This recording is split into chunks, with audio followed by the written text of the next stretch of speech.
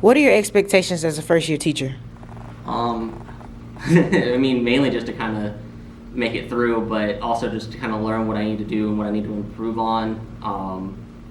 Hopefully helping these kids be enthusiastic about something, especially science, especially since I'm looking at the honors kids. I'm expecting a lot of them to go into the science field, so they're really going to need this background and enthusiasm to continue with that pursuit.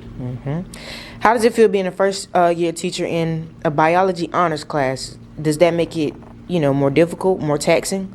I feel like it definitely comes with a little bit more work on my end as far as making sure I'm keeping it at a level that's adequate to the students. Obviously, honors requires a little bit more work on the students' part as well because they're a little bit more responsible for their own actions and their grades and stuff like that. So it takes that burden off of me, but I also have to make sure that they're engaged because typically your honor students are a little bit easier to lose attention when they're bored or they're not being challenged. Okay, and you're not the typical science teacher. I'm looking at your outfit, the nails. Explain that to me. Why? How do you seek to use that to connect with your students? Science is fun. I mean, my outfit's fun. I like to think. Science is different. So if you can't be a little weird, you can't be in science. So I want them to feel that they see me dressed weird and fun, that they also are allowed to kind of express themselves, their weird side, and hopefully be the mad scientist I hope they end up being. And what got you into science? Explain your background. What's your love, and even teaching? How did you get into that? Certainly. So I actually, since probably 10 years old, wanted to be a veterinarian. My parents bred dogs. We had dogs growing up, and I always wanted to work in the animal field. I went to Francis Marion for veterinary medicine. Didn't get into vet school, it's just expensive and it's difficult to get in. But I spent the last 5 years in the vet field itself, working as a technician. So I've always had a love for science. It's always been kind of the more challenging subject, but also the more interesting to me. I like history and I like English, but they were always easy. Science was always fun, but also challenging. And then I also married into a family of teachers. My wife's a teacher. My mother-in-law and father-in-law are also teachers.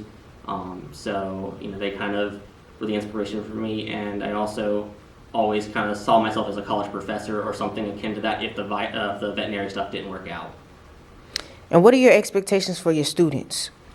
Kind of just going back to I want them to have fun, but I also want them to learn. I want them to see if they have a passion for science that they want to pursue in the future. As long as they're learning, they're growing, and they're finding some kind of positivity out of this environment. That's what I want from them. And through the classroom, how do you seek to impact them outside of the classroom? So outside this classroom, I want to use this classroom as a way of teaching them that research is vital to being able to understand the world around you. You can't always just believe everything you see in a book or on Facebook, stuff like that.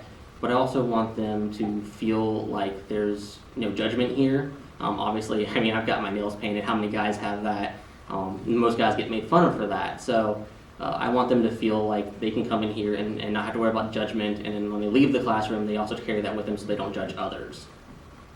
And why is it important not to judge others, or why do you want to express to your students that is so important? Because we're all human. We all have our good days and our bad days, and having someone else's judgment on you is not something that people need on top of everything else they're already dealing with. We just need to be able to love and accept each other and just realize that we're all human, we're all going through tough times, and that, basically, I don't know, we're all in this kind of together, and, if you judge someone, you kind of shut them off of being part of the group, and that's another aspect of society that, is hindered and not helping promote the greater good. I believe that'll do it. And I want to get a